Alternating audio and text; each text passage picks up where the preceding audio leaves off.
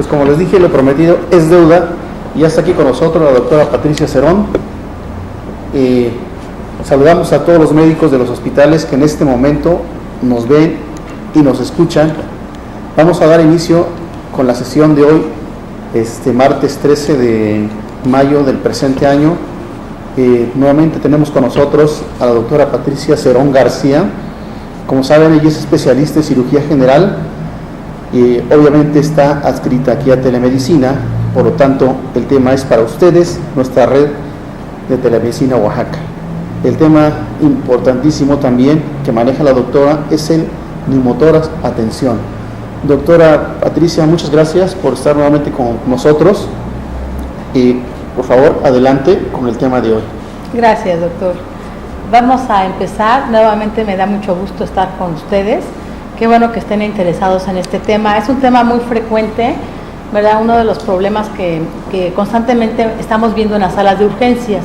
Entonces, no le puse el nombre de neumotórax. Atención para no limitarme a hablar únicamente de este tipo de neumotórax, sino del neumotórax en general, ¿verdad? Entonces, vamos a definirlo.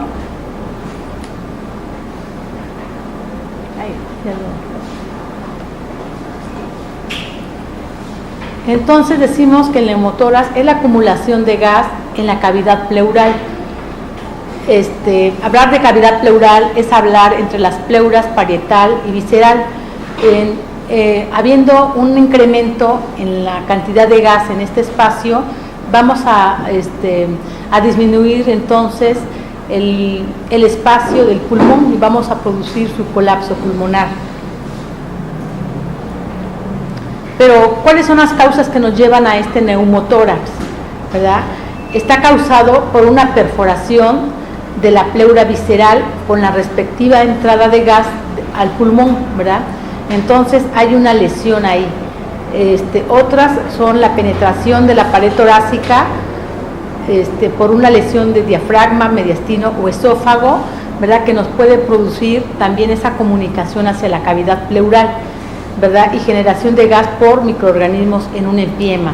Cuando el paciente tiene una infección, ¿verdad? También nos puede producir gas. O sea, hay muchas formas como el gas puede llegar hasta la cavidad pleural, ¿verdad? Entonces, de tal forma clasificamos al neumotórax en un neumotórax espontáneo. En un neumotórax traumático es cuando hay una causa directa o indirecta. Un neumotórax iatrogénico, ¿verdad? El neumotórax espontáneo a su vez puede ser primario o puede ser secundario, depende de las causas que lo originaron. Entonces tenemos que en el neumotórax espontáneo primario tenemos que ocurre en las personas jóvenes entre los 20 y los 40 años de edad.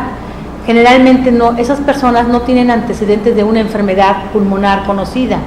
Comúnmente es por ruptura de una bula subpleural en el ápex y más frecuente es del lado pulmonar derecho. El 30% es ipsilateral y el 10% es contralateral.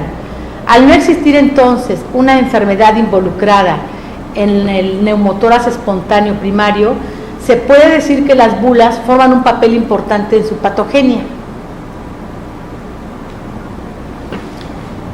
En el neumotórax espontáneo secundario, que es el más común, el 70% de los casos, se presenta como una complicación de una enfermedad que ya conocida por el paciente pulmonar. Esta puede ser un EPOC, que es una enfermedad pulmonar obstructiva crónica, una tuberculosis, un paciente con enfisema pulmonar, una ruptura de un absceso, infiltración de la pus hacia el espacio pleural. Este absceso puede venir del hígado, de otras vías, ¿verdad?, que se rompen hacia la cavidad pleural. Entonces, o el paciente ya tiene un antecedente de este daño pulmonar. De las causas menos comunes tenemos el asma bronquial y algunas enfermedades intersticiales del pulmón, como la fibrosis idiopática, la granulomatosis eosinofílica, la sarcoidosis, esclerosis tuberosa y otras enfermedades más raras. Otras causas raras son neoplásicas, como el CA broncogénico, un sarcoma o enfermedades hereditarias como el síndrome de Marfan o Ehlers-Danlos. son otros síndromes y otras causas también raras de un neumotórax espontáneo secundario. En esto sí encontramos una causa de alguna forma conocida como causa de este neumotórax. ¿Qué vamos a tener en este problema? Si el aire entrara o el gas de cualquiera de estas formas, ya sea traumática, ya sea idiopática, ya sea espontánea, por cualquiera de estas formas a nivel de la cavidad pleural, ¿qué manifestaciones vamos a tener, verdad? Es muy importante considerar esto en la clínica, al hacer la historia clínica, y entonces porque el paciente vamos a tenerlo con un dolor pleural intenso, generalmente súbito, acompañado de una tos no productiva y que se puede acompañar de disnea. Estos datos, ¿verdad? Y depende de su gravedad, nos van a dar datos de alarma. Los movimientos respiratorios a la exploración física los vamos a encontrar disminuidos o ausentes.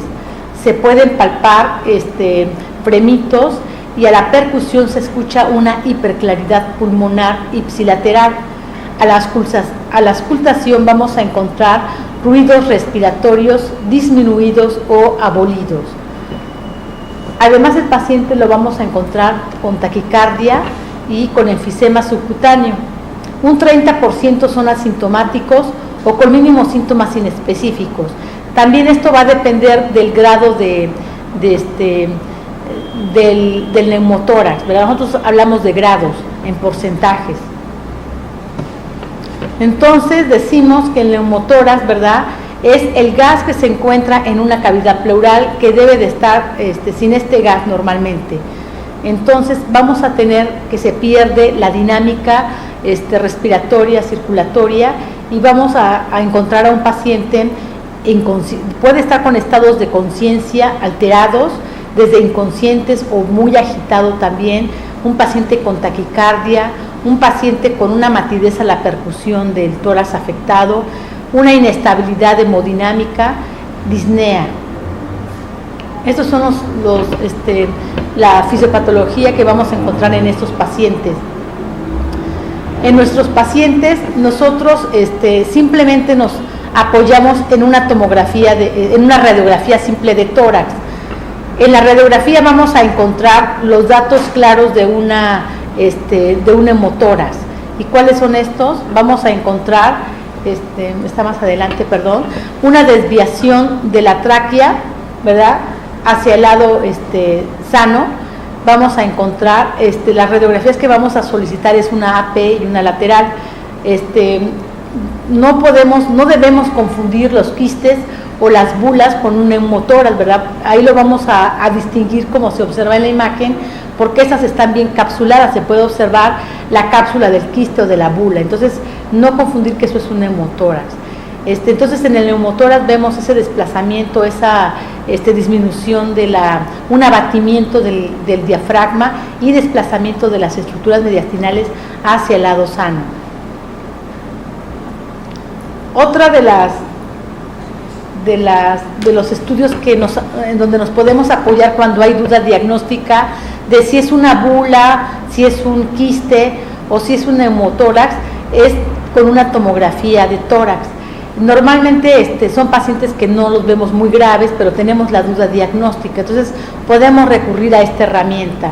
Es mucho más sensible en un 90% de los casos. Aquí nos da el detalle completo de si es una bula o si es un neumotórax, y detecta pequeños neumotórax también. Entonces, en la imagen se puede observar perfectamente bien una radiografía, ¿verdad? Se ve la imagen en donde no podemos identificar si se trata de una bula o de un neumotórax del lado derecho. Sin embargo, en una tomografía, como lo observa en un corte que vemos en la parte de abajo, observamos inmediatamente esta bula, ¿verdad? Entonces, para eso nos sirve la tomografía cuando hay una duda diagnóstica. Pero con una simple radiografía, que es la que ustedes tienen en sus comunidades, con eso nosotros podemos llegar a un diagnóstico. Nosotros, cuando hablamos ya de un neumotórax, atención, hablamos de un estado de mayor compromiso no solamente es un compromiso sistémico, y esto es una emergencia para el paciente. Esto va a ocurrir en el 3% de los casos de neumotoras espontáneos. Se presenta cuando hay un fenómeno de válvula, es decir, ¿verdad?, hay una fuga del aire hacia la cavidad pleural, entra el aire constantemente hacia ese espacio, pero no puede salir de ahí, queda atrapado. Entonces tiene un efecto de válvula, entra pero ya no sale. Entonces va incrementando la presión dentro de la cavidad pleural. Esto nos va a traer como consecuencia que entonces si tenía una presión negativa esta cavidad pleural, vamos entonces alterando esta presión negativa y la vamos igualando, superando a la cavidad, a la presión atmosférica, y esto nos va a traer como consecuencias alteración en el buen retorno venoso hacia el corazón, ¿verdad? Entonces con esta gran presión vamos a tener pues datos más evidentes de un neumotórax, ¿verdad?, con un mayor desplazamiento del mediastino hacia la zona sana. Va a haber una compresión de la tráquea, va a haber una alteración en el buen retorno de la vena cava, ¿verdad? Este retorno venoso compromete la diástole, compromete la circulación, compromete la respiración.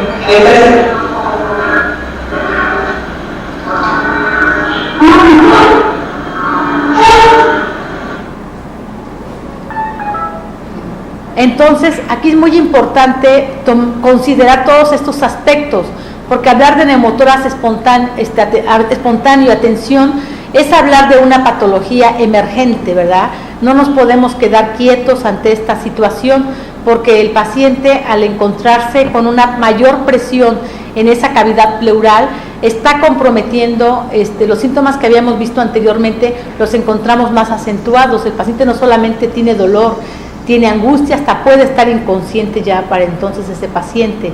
Es un paciente que además presenta hipotensión y lo puede llevar a la muerte si no hacemos absolutamente nada. Entonces urge detectar esta situación. El paciente muestra entonces los signos de taquicardia y de presión respiratoria. El paciente se muestra ansioso y con dolor. Puede estar ansioso, puede estar omnibulado o puede estar inconsciente. Si no se mejora, empieza con hipotensión arterial y una cianosis periférica. Si no se trata a tiempo, nos lleva esto a la muerte, ¿verdad? Entonces es muy importante, por lo tanto, identificar lo que es un neumotórax atención, ¿verdad?, de lo que es un neumotórax nada más espontáneo sin que sea atención. Entonces aquí vemos en la imagen, ¿verdad?, cómo es el efecto de válvula, cómo se va incrementando la presión, que al principio era negativa, puede llegar a superar la presión atmosférica, ¿verdad? Entonces esto nos provoca mucho daño en el cuerpo. En la radiografía que se ve a un lado se observa perfectamente bien este gran desplazamiento. Aquí ya no hay mucho que pensar, ni siquiera necesitamos una tomografía. Con los datos clínicos nosotros podemos hacer algo por este paciente, aunque no tengamos en ese momento una radiografía. Entonces, ¿qué es lo que tendríamos que hacer en un neumotórax atención?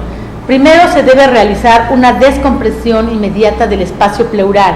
Tenemos que liberar ese exceso de presión que está ejerciendo el aire en este espacio.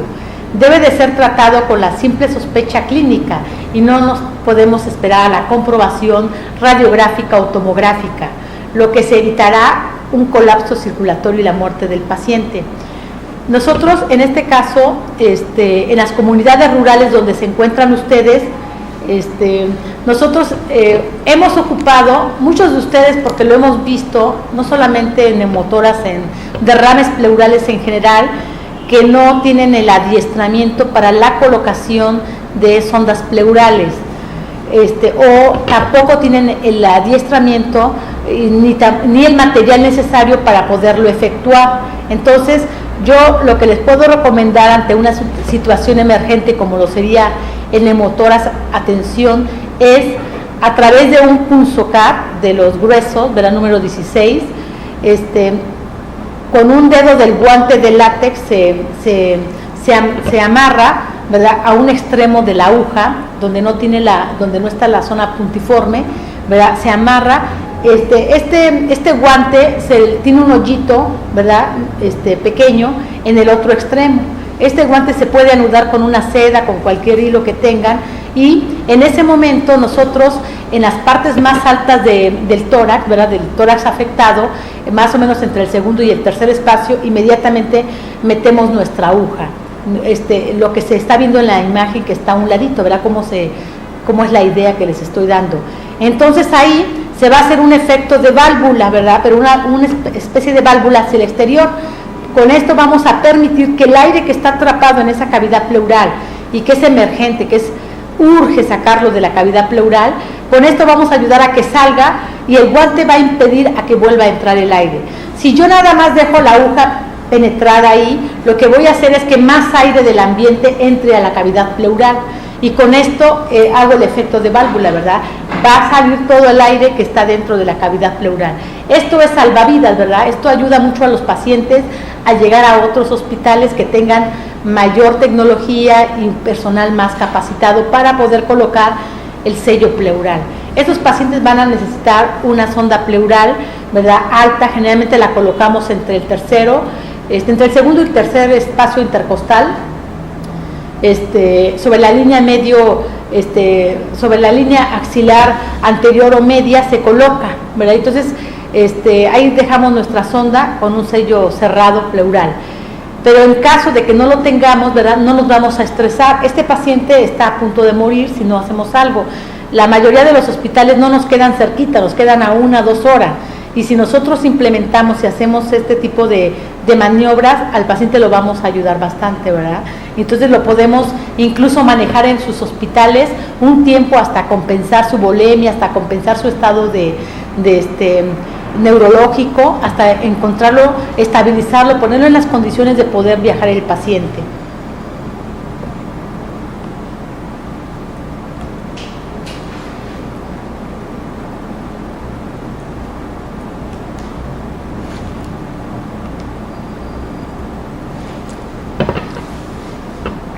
Entonces aquí se introduce la aguja Roma en la cavidad pleural y se convertirá de un neumotórax cerrado a un neumotórax abierto, ¿verdad? Esto trae una mejoría inmediata del paciente y esto nos ayuda a poderlo manejar en otro lugar donde contemos con todo el material, que les repito, para poder colocar la sonda endopleural. El neumotórax de menos del 20% de la cavidad pleural, cualquier neumotórax que sea pequeño del 20 al 30%, se maneja en forma conservadora, que no sea un neumotórax a tensión, ¿verdad?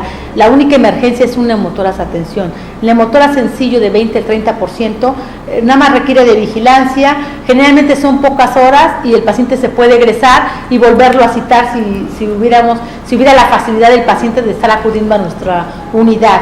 Solito, así como apareció, se puede reabsorber. Para conocer la causa que dio origen a un neumotórax, sobre todo si es de tipo espontáneo, hay que hacer una historia clínica completa, hay que mandarlo a otro hospital que tenga mayores recursos para poder saber un poquito qué fue lo que aconteció con este paciente. En todo paciente, cuando se logra sellar la fuga de aire, nosotros tenemos que valorar después en qué momento vamos a retirar una sonda, ¿verdad? Cuando el pulmón ya está bien expandido y los síntomas respiratorios ya han desaparecido. La sonda se cierra, normalmente antes de su retiro se cierra, esperamos un tiempo considerable a ver si el paciente ya no presenta más síntomas y se puede retirar con toda confianza.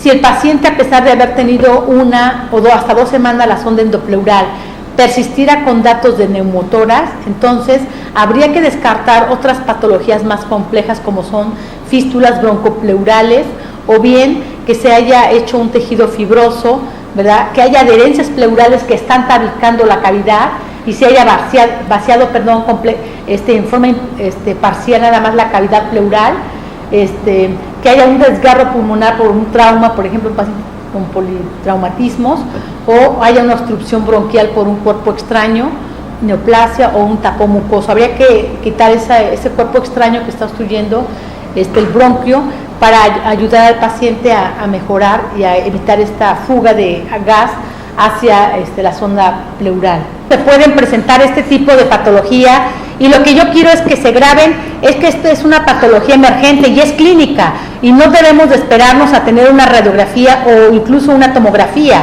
Nosotros clínicamente ante un paciente que ha sufrido un traumatismo, ¿verdad?, tóraco-abdominal o de cualquier índole, accidente automovilístico, los comunes, ¿verdad?, o un paciente que no tiene ningún antecedente que pueda hacer un hemotórax espontáneo, considerar este problema emergente que sería un hemotórax a tensión, ¿verdad? Con los síntomas que ya mencionamos, con esto nosotros tenemos que actuar. Y la forma de actuar de una forma rápida, sin esperar a que tengamos ondas o que esperar a que nos las